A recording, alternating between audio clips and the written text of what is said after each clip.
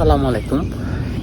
এই ভিডিওটা করতেছি কারণ হচ্ছে যে কি আমাদের দুনিয়াতে আমাদের যত ইচ্ছা বলেন সব কিছু আমরা পূরণ করি।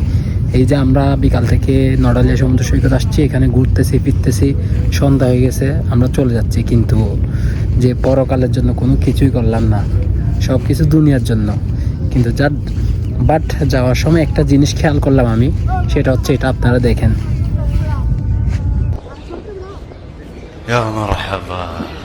এই আমার সন্ধ্যা হয়ে গেছে তো সেই জন্য ক্যামেরা ভালো করে বোঝা যাচ্ছে কিনা জানি না, বাট যতটুকু পারতেছি দেখাচ্ছি।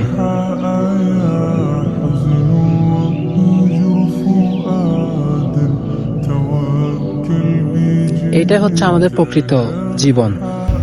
এই দুনিয়া আসলে আমাদের জন্য কিছুই না, সব হচ্ছে পরকাল, কিন্তু আমরা পরকালের জন্য কোনো কিছুই জোগাড় করতেছি না। তো এই সময় এই ভাইদেরকে দেখে আসলে নিজের কাছে অনেক ভালো লাগছে যে তারা ঘুরতে আসছে, ঠিক আছে, কিন্তু আল্লাহর ইবাদতের কথা ভুলে নাই।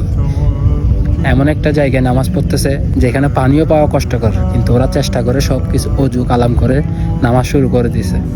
আসলে আমাদেরও এমন হওয়া উচিত, কিন্তু আমরা তো কি বলবো, আমরা দুনিয়ার মোহ বলেন, দুনিয়ার সব কিছু নিয়ে ব্যস্ত, কিন্তু আল্লাহর ইবাদতের কথা আমাদের স্মরণে থাকে না।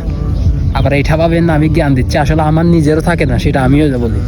আমি নিজেও 5 ওয়াক্ত নামাজ কালাম পড়তে পারি না, যতটুকু পারি ততটুকু পড়ি।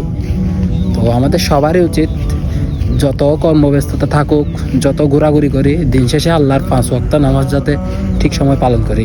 আসসালামু আলাইকুম।